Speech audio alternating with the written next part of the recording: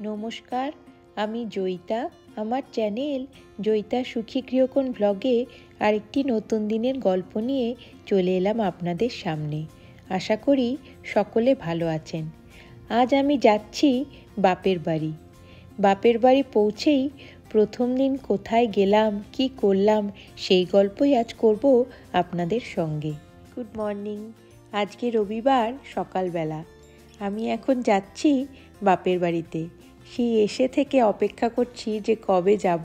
শেষ পর্যন্ত আজকে দিনটা এলো। আজকে আমি আর রাইন যাচ্ছি, নিরুপম পরে যাবে। আর দেখুন বাইরে আজকে কি অসম্ভব কুয়াশা। ঠান্ডা কিন্তু সেরকম নেই, জানেন, কুয়াশা না স্মগ বুঝতে পারছি না, বাইরেটা কীরকম ধোঁয়াশা মতো হয়ে আছে। আর এখানে এসে থেকে আমার, রাইন, নিরুপম তিনজনেরই খুব গলায় ব্যথা হয়েছে। তো যাই হোক, আজকে মনটা খুব খুশি। আমরা বেহালা থেকে এই সকাল 8টা নাগাদ বেরিয়েছি, আর এখন আমরা আছি এই শ্রীরামপুরে, দিল্লি রোডের ওপরে। তা এখনও আমাদের পৌঁছতে মোটামুটি এই 40 মিনিটের কাছাকাছি লাগবে। তবে মোটামুটি অনেকটা রাস্তায় চলে এসেছি। আর এই যে বলছিলাম তখন যে সূর্যের কোনো দেখা নেই আজকে, চারিদিক কীরকম মেঘলা কুয়াশা হয়ে আছে। তা চলুন, আর কিছুক্ষণের মধ্যেই আমরা পৌঁছে যাব চুঁচুড়া। আজকে প্রথম দিন চুঁচুড়ায় এসে খাওয়া শুরু সকালবেলা। হ্যাঁ, তাও আস্তে আস্তে। সকালবেলায় আমরা খেয়েছি, রাইন কি খেলাম? লুচি, তরকারি, পায়েস, মিষ্টি আর দানাদার, তোর প্রিয়। হ্যাঁ। আর এখন আমরা খাচ্ছি মাছ ভাজা, কড়াইয়ের ডাল, পালং শাকের ঘন্ট, আলু পোস্ত। এরপরে আরো মাছ আছে, সব আসবে, তখন আবার ফটো তুলবো। আর সকালবেলা যে দেখাচ্ছিলাম আপনাদের যে খুব মেঘলা হয়ে আছে, তা এখন বেশ একটু একটু রোদ উঠেছে।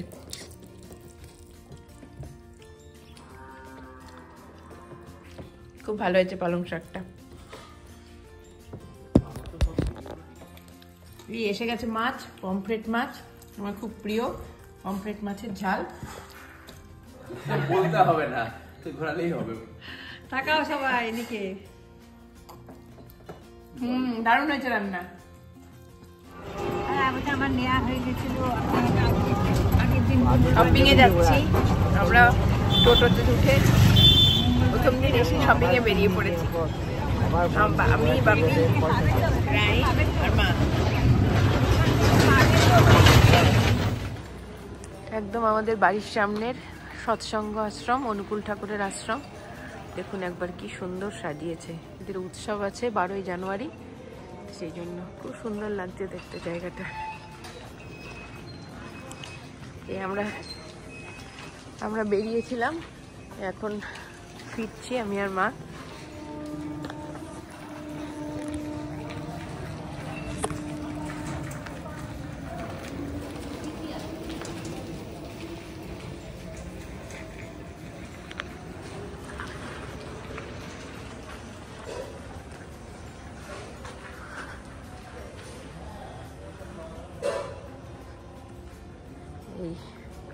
এদিকেও মনে হয় এদিকে সব রান্না বান্না হয় না? আনন্দবাজার।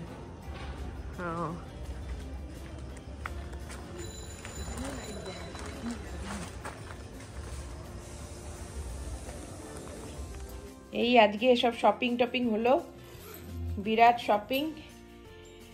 এই পরে সব ভালো করে ডিটেলসে দেখাবো। আরো কিছু জিনিস আছে, সেই ব্যাগগুলো এখনো খোলা হয়নি, আর দোকানে আর ভিডিও করা হয়নি। এত জিনিস যে সেই সব দেখতে দেখতেই আর হয়ে ওঠেনি সময় আর কি।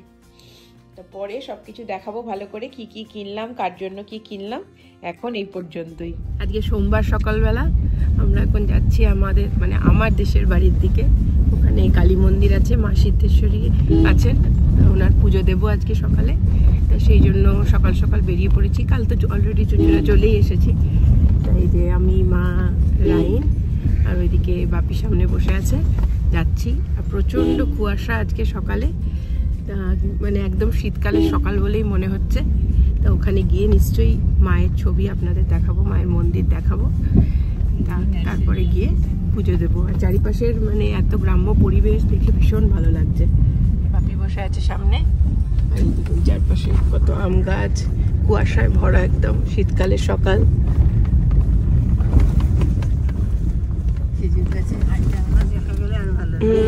এখন তো আজকাল মানে কমে গেছে নাকি জানি না। আগে তো শীতকাল হলেই খেজুর গাছে ওই হাড়ি টাঙানো দেখা যেত, আর সেই খেজুর মানে রসের গুড়ের স্বাদই আলাদা।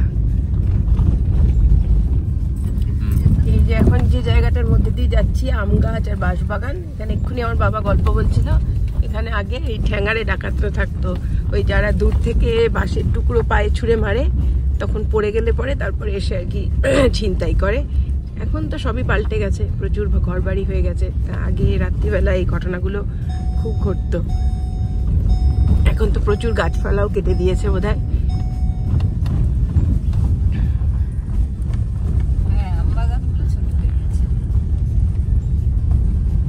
আগে তো মানে লাইটও ছিল না, অন্ধকার। এই পৌঁছে গেছি আমাদের দেশের বাড়ি পোলবা। আমাদের এই চুচুড়া থেকে আসতে বেশিক্ষণ সময় লাগে না, গাড়িতে আসলে তো 40 মিনিটের মধ্যেই পৌঁছে যাই। তা আগে আমরা বাড়ি যাব না, আগে সরাসরি চলে যাব আমরা মন্দিরে, পুজো দিয়ে তারপরে বাড়ি আসব।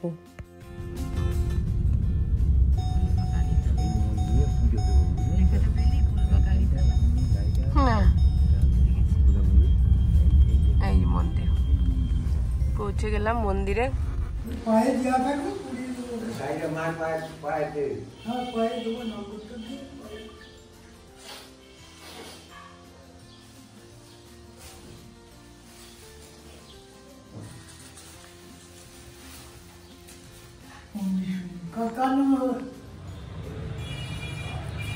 আমাদের মা সিদ্ধেশ্বরী। এটা হচ্ছে নির্মাণ মুখার্জি।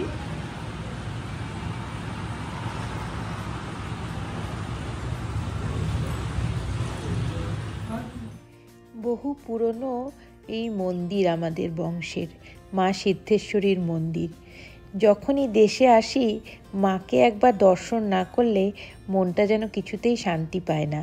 এই দেখুন এখন মা সবার নামে নামে মোমবাতি জ্বালিয়ে দিচ্ছে মায়ের সামনে। মা সিদ্ধেশ্বরী অত্যন্ত জাগ্রত ঠাকুর। মাকে নিয়ে প্রচুর গল্প আছে এবং সেগুলো শুনলে রীতিমতো গায়ে হাতে পায়ে কাঁটা দিয়ে ওঠে। তাই প্রত্যেক বছর যখনই দেশে আসি আমি চেষ্টা করি মায়ের কাছে একবার আসার। আর এইখানে তো আমার জেঠুদের বাড়ি আছে। এখন জেঠু জেঠিমারা কেউ নেই, তবে দাদা ভাইরা ওরা থাকে এখানে। এবং বাপিদের ছোটোবেলাটা পুরো এখানেই কেটেছে। বাপির এখানে আসলে ভীষণ নস্টালজিক হয়ে যায়, পুরনো দিনের কথা মনে পড়ে, নিজের স্কুলের গল্প করে, নিজের বন্ধুদের গল্প করে, সবার কাছ থেকে বন্ধুদের খোঁজ নেয়, যাদের সঙ্গে হয়তো এখন অতটা যোগাযোগ নেই তাদের সঙ্গে যোগাযোগ করার চেষ্টা করে। তা যাই হোক, এই পরিবেশটা এত যে ভালো লাগে না, এই ধূপ ধুনোর গন্ধ, একেবারে মন্দিরের ভেতরে মায়ের সামনে বসে মায়ের দিকে তাকিয়ে থাকলেই ভীষণ ভালো হয়ে যায়, মনটা ভীষণ শান্ত হয়ে যায়।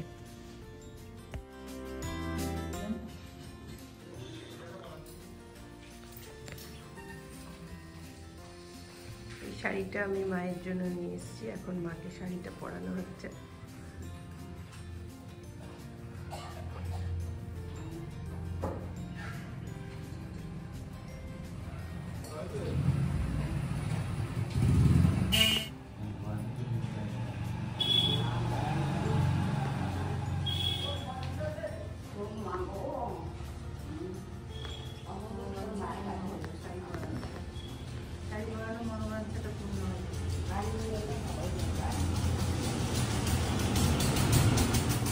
দেখুন মাকে শাড়ি পরানো হয়ে গেছে, কি অপূর্ব সুন্দর লাগছে তাই না মাকে দেখতে, মনটা একদম ভরে গেল।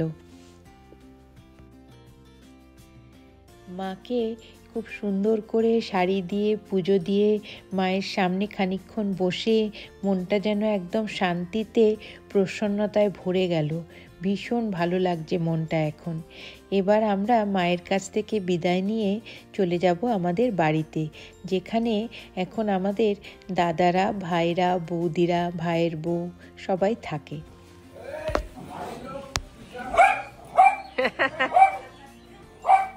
চলো বাবাই, জুতোটা খোলো বাবাই, জুতো খোলো।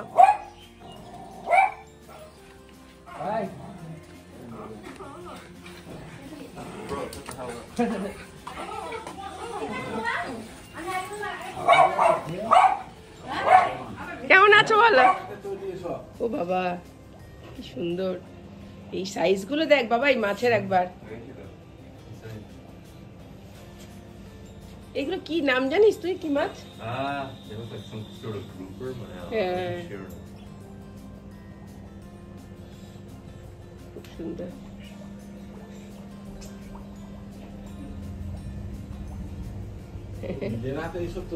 হ্যাঁ কত এগুলো পেছনে প্রচুর, এলাকা এটা আরেকটা আছে এখানে। তাই? ও বাহ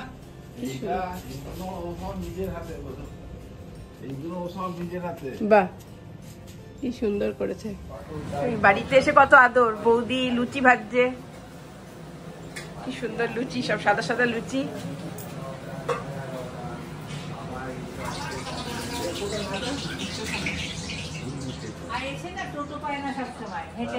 বললাম খাবো, সাবাস। খুব ভালো হয়েছে, আলু চচ্চড়ি, মিষ্টি। রাইন মামার বাড়ি।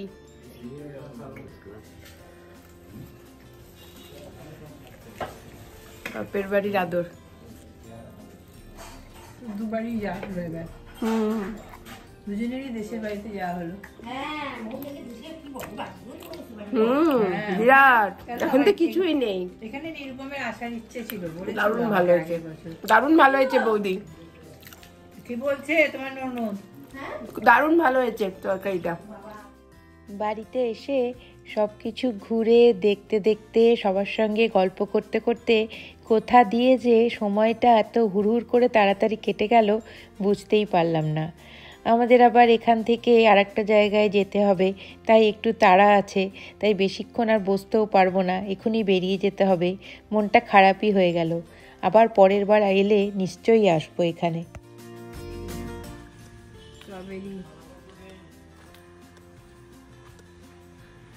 আমাদের বাড়ি এখন তো সব অন্যরকম হয়ে গেছে, আগে সব অন্যরকম ছিল, সব মাটির ঘর ছিল, এখন একদমই আলাদা হয়ে গেছে। তাও আসলেই খুব মনটা ভালো লাগে। এখন জেঠিমারাও কেউ নেই আর।